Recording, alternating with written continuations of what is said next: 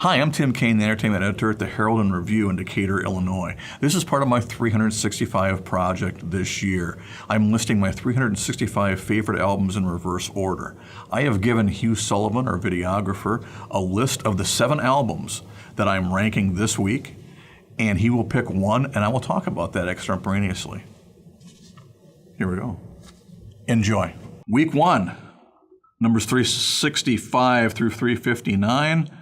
And the check is By the Game by Queen, which is really interesting. This is the point at which Queen breaks for me. I have other Queen albums on my 365 list. This is I think, is the first of 3. And I hated Another One Bites the Dust. I just despise it. It's so basic. It's so silly. And it came on the same album where Queen had done Crazy Little Thing Called Love, which was out well in advance of the album and just kind of seemed to be a thing that maybe they were going in a different direction. Maybe they weren't going to be as bombastic. And maybe they were going to continue to be, or go back to being interesting.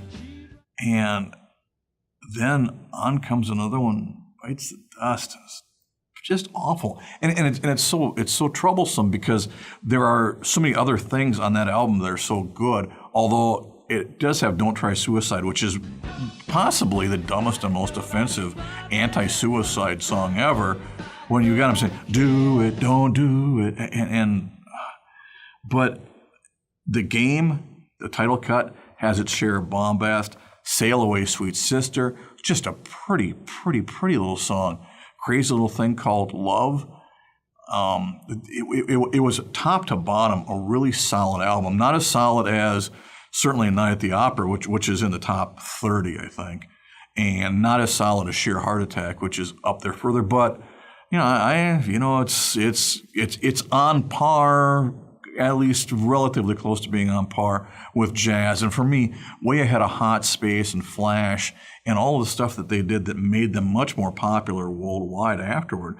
And maybe it was just part of my changing tastes that when I was a teen and into my early 20s, I did really love what Queen did. I loved the bombast.